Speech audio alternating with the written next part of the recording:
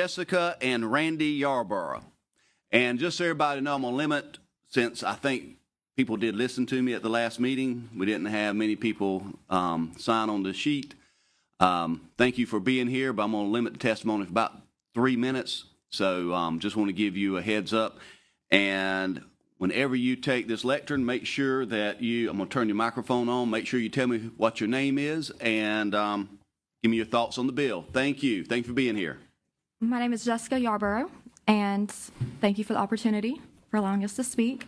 I'm here today regarding the felony DUI classification, Amendment 43B, and I also have some handouts to kind of summarize to give to y'all as well. I want to begin by saying I fully support this bill, and strengthening accountability on the front end is very important, and this legislation is taking meaningful steps in that direction. I also believe the Senate has done a great job recognizing that while serious, felony DUI is rooted in reckless behavior rather than intentional violence.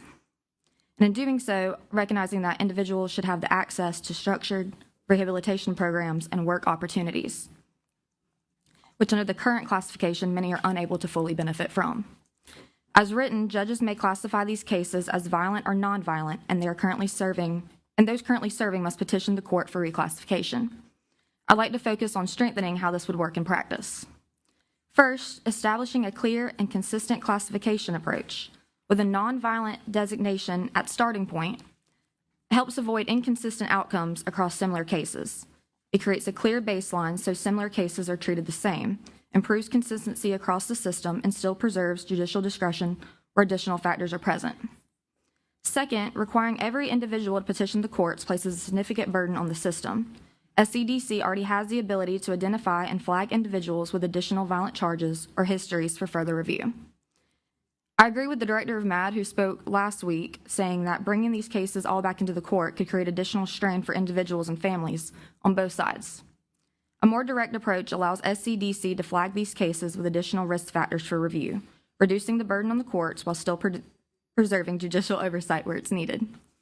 Every individual serving these sentences will return to our communities, whether it's 5, 10, or 25 years. The question is not if they come home, but how they come home. A system that promotes accountability and consistency in rehabilitation is not just better policy, it's better public safety. I have my father-in-law here with me. He may offer some additional perspective, but thank you. Thank you very much, Jessica, for sharing that with us. Randy, I think if you would give us your full name and tell us what you want us to know. My name's Randy Yarborough, and I want you to know what she just said. And I'm in support of the bill. And this is a terrible thing that needs to be addressed, and I appreciate this being done and wholeheartedly getting some reform done here. And I'd like to hopefully see that it gets done from A to Z. Let's attack it and do what we need to do.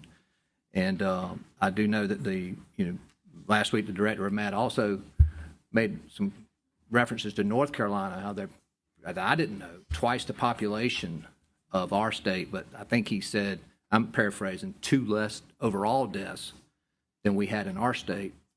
And that was pretty eye-opening.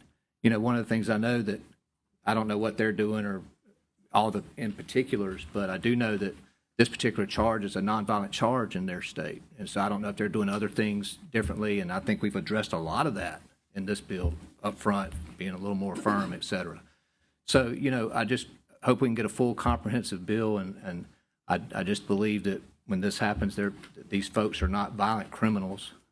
If that requires us removing it from that violent criminals list, I'm whatever it takes, but it's a nonviolent act, and it's an accident. So that's really all I have to say. So, thank you very much.